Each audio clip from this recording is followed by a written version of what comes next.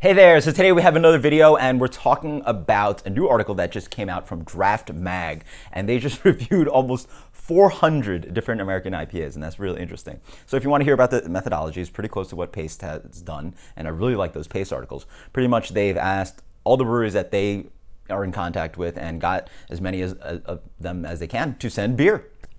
So then now you have a bunch of judges. They're all actually BJCP certified judges or certified Cicerones. So definitely you have a nice grouping of quote unquote experts in the industry.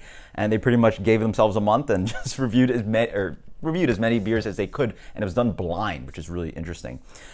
They gave a top 50. I'm going to focus on the top 25. So at 25, you actually have Brew Gentleman's Braddock IPA. Absolutely love that beer.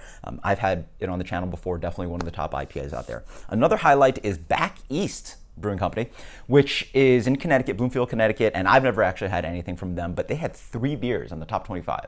So that's sort of reminiscent of Grimm dominating that top end of the list for Paste magazine when they did an article similar to this. So I'm gonna have to keep an eye out for that one. Talking about the list in general, a lot of the breweries and beers on there I'd never heard of before, so that's a really cool thing to see. It's a really huge expansion of just a lot more breweries doing fantastic IPA in the top 50. Apparently they also mentioned that obviously there's a huge range about their IPAs, but it seems like the trend is leaning towards hazier IPAs instead of the complete clear ones, so you definitely are seeing that occurring in craft beer, and that's just happening throughout the country, not just in the Northeast. What else did they point out?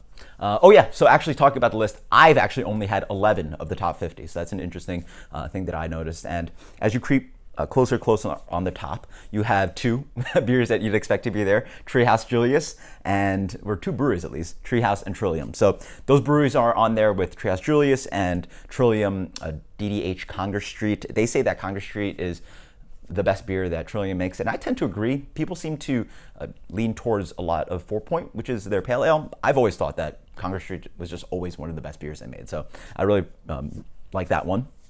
Number 2 is a cool one. They actually have a beer from Offshoot. So Offshoot is a side project of the brewery. The brewery obviously is focusing on Belgian-style beers, barrel-aged beers, and brewery terroir. Now they have a side project that they can canned IPAs. Who doesn't want canned IPAs? So really interesting, side project they have going on.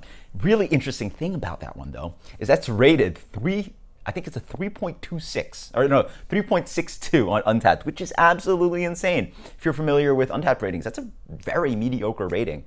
If I went into a bar and found that rating, I probably would try to find something else because people didn't seem to like it. But that's why I like lists like this. You don't have to agree with the quote-unquote experts here or the judges here, but the judges definitely thought in a list of over almost 400 beers that was number 2. So I definitely want to seek it out now because I really want to know if I lean towards what the judges said or if I lean towards what the masses think on Untappd. So that's a really cool one. Offshoot, I'm gonna have to keep an eye on that. They just opened up. And then number 1 goes to collaboration between Burial and Interboro, Stay Gold. Also in collaboration with Run the Jewels, one of my favorite hip hop groups.